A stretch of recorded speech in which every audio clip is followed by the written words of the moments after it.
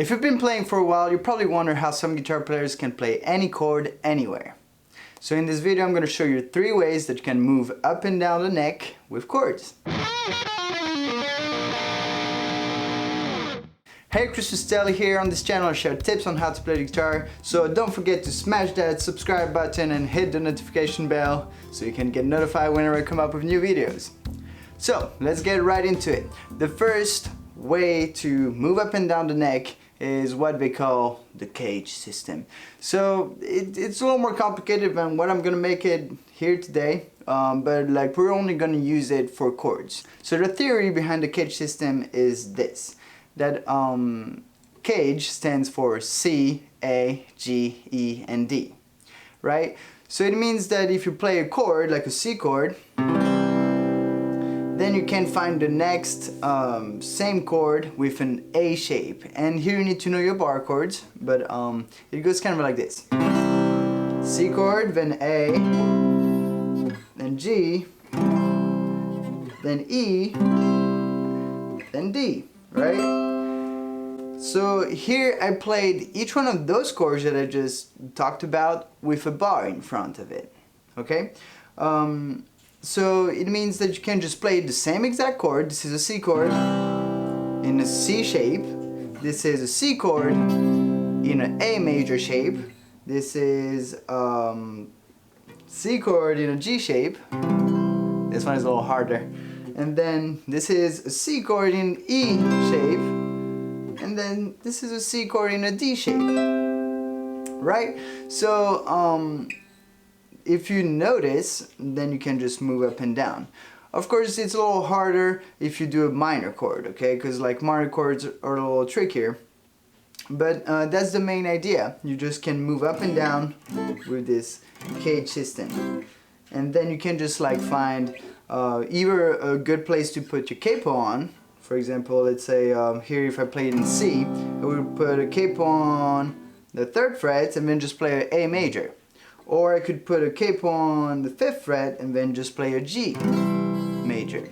And then all the other chords of the song would follow. Okay, so that's a little overview of the CAGED system. Another way to think about it is the bar chord approach, which I love and I use actually all the time.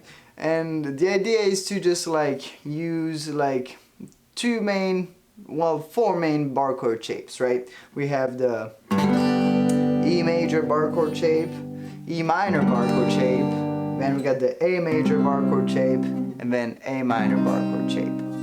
So knowing those 4 shapes just really allows us to go up and down all the 7 chords, 6 chords technically, of the major scale. There's 7, but the 7th is you don't want to learn that yet. So here you go. We got 6 main chords that we can use and go back and forth. So let's say we play a song and it goes G, E minor, C, and D. Right? Here we could use a G right here, then an E minor right here, then a C, and then a D. So this song that was all of a sudden becomes so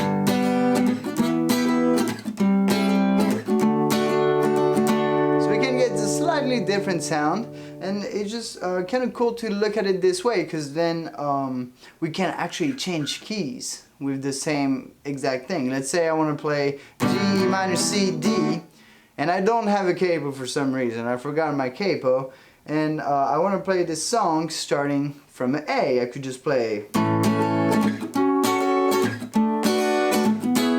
See how it kind of sounds the same? So that's the cool thing about like the bar chord approach, and it's a little easier to learn than the CAGED system, because like it's got less bar chords in there. Okay. So yeah, that's the second way to do it. The third way to do it would be like to think of it as inversions. Okay, so if you study music theory, you probably know what an inversion is. It's just like thinking of a chord like from like a music theory point of view.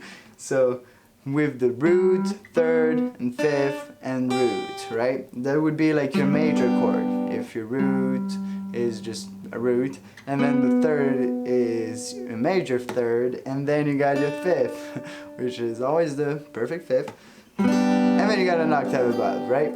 So that's your major chord, and then you would have a minor chord, right? By lowering the third, you would just make it a minor chord.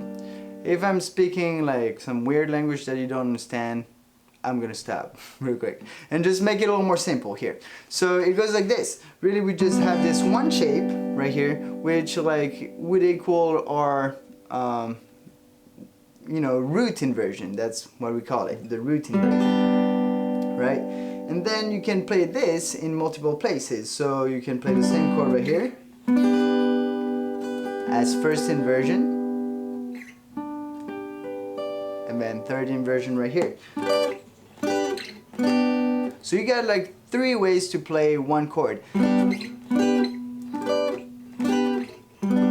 And this is like more on the advanced side, okay?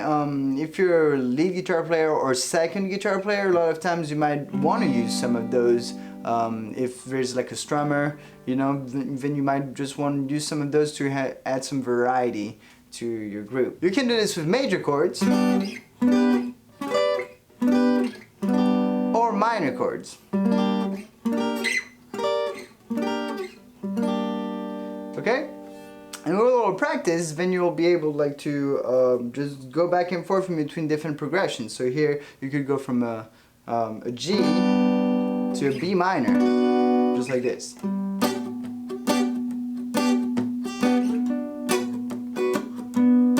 And then back to A minor. And then do whatever you want really with those inversions. So you can follow any chord that are playing with those inversions. So up and down the neck. And those are the 3 ways I like to think about it. There's more ways to think about it. Those are just like the ones that I prefer and I think are easier to understand. Although it does take some work to get them down. So let me know in the comments if you want me to keep on making these kind of videos. Give me some likes, subscribe to my channel for more content, and I'll see you on the next one.